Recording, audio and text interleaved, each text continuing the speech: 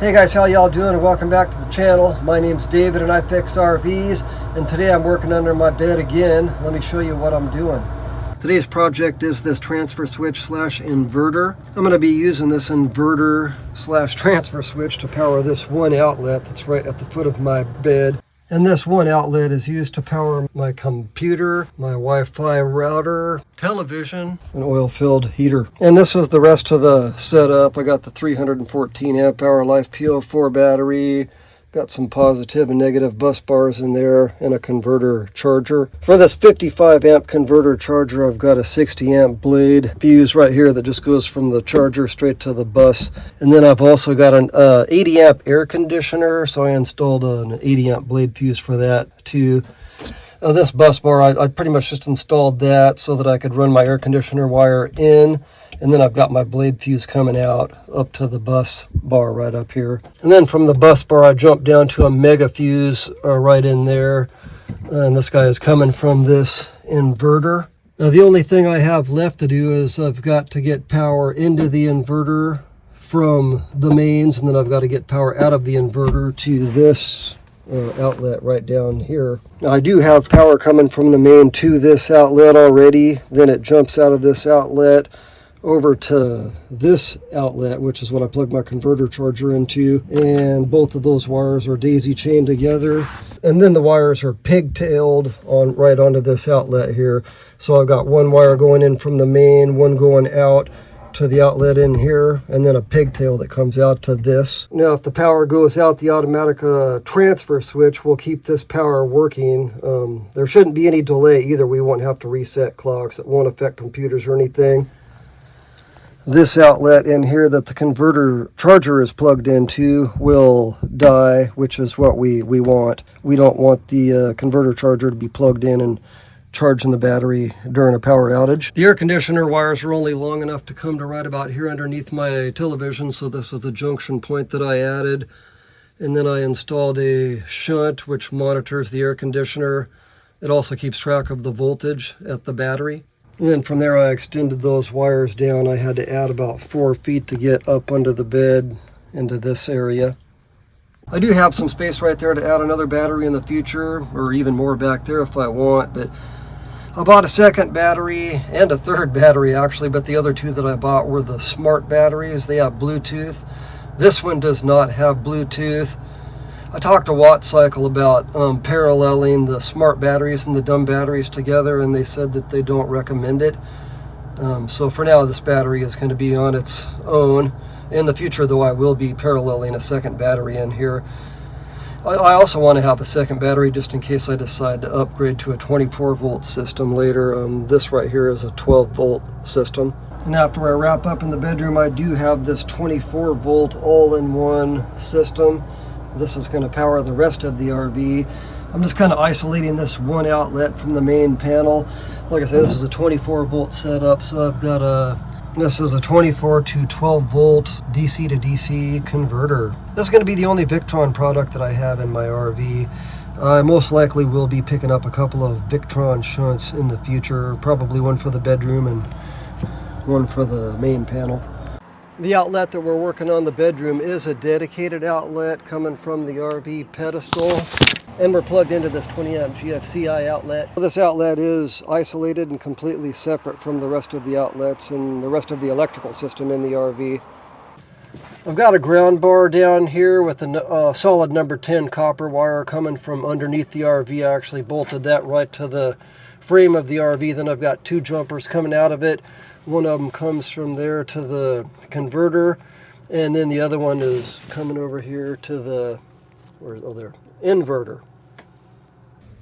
So that pretty much sums up what I've done already, and what I have left to do is this. Let's get started.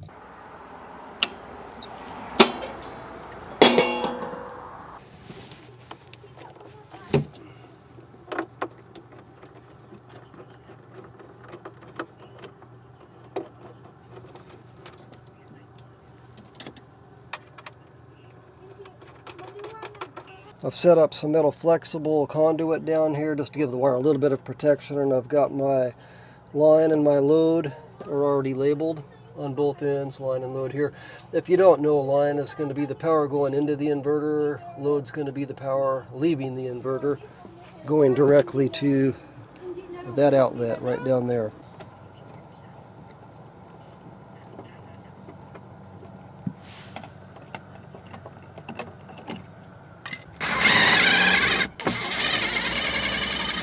Now I've got this outlet apart. These wires are the power that are coming in from the RV pedestal, and these two are the wires that are going out to this outlet in here that goes to the converter. So the next step is to run those new wires in here. The line wires are going to get tied in with these two. Then I'm just going to wire nut them all together and roll them up in the back. The neutrals, you know, are going to go with them. And then the load wire, we're just going to hook that directly to this outlet, so the wire coming from the inverter will not be tied into any of the other wires. It's going to go only to this outlet.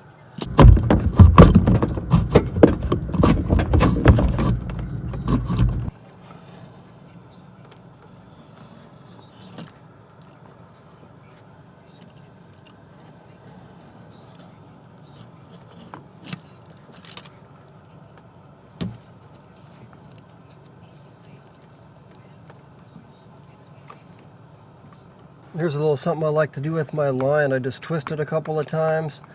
That way I don't forget which is which.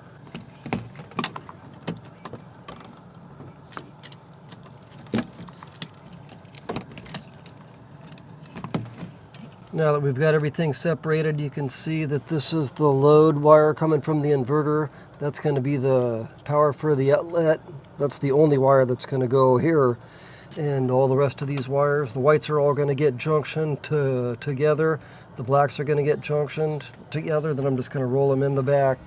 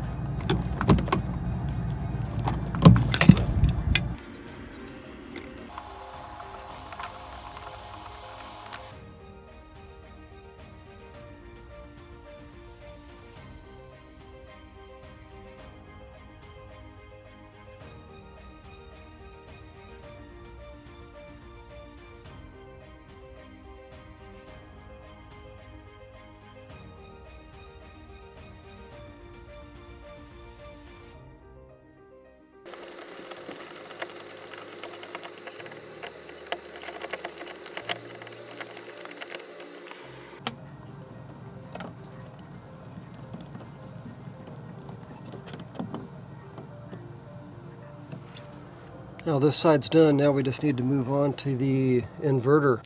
This guy comes with Wagos. That's the neutral, ground, and the line in. And that's the neutral, ground, and the line out, load. All right, let's strip these wires and get them in. I was going to use this wire as a gauge to let me know how far that goes in.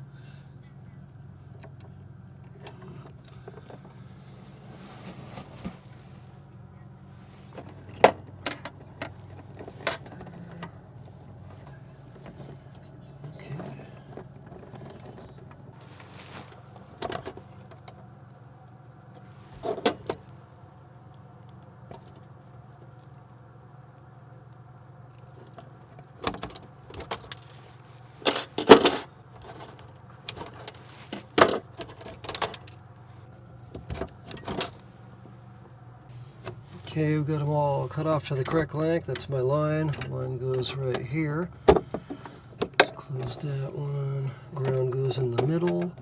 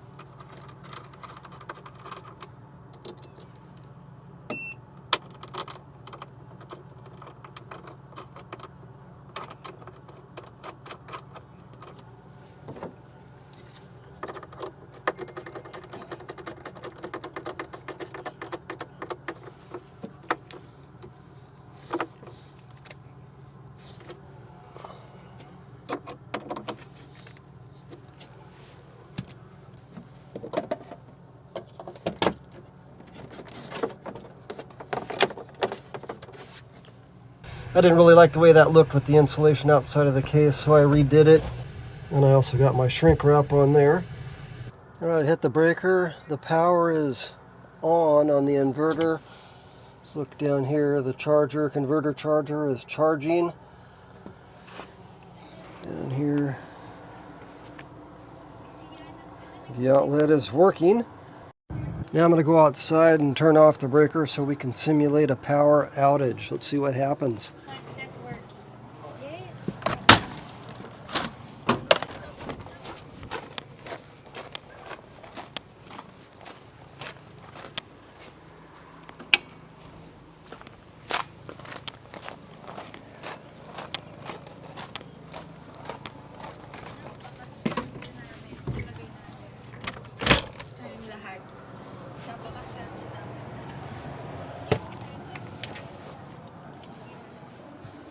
You guys probably know better than me. I got to roll the video back, but hopefully that outlet didn't go off at all. Well, I just rolled the footage back. I'm sure you guys saw that it just blinked off for just a second and then back on again. I'll have to do some more testing with the computer plugged in to see what actually happens with the computer. Hopefully it doesn't shut down and have to reboot. All right, I've got the computer turned on. Now let me go hit the breaker and we'll see what happens. Hopefully nothing happens.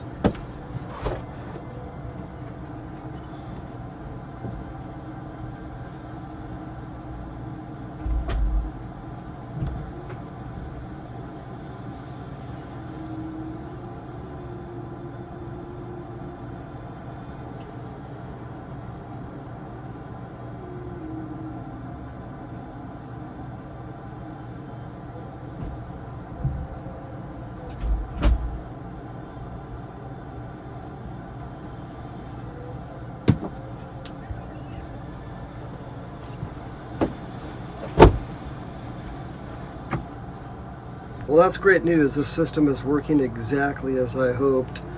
Right there it shows that we are running on battery and the converter charger light is not blinking. This is exactly what I wanted.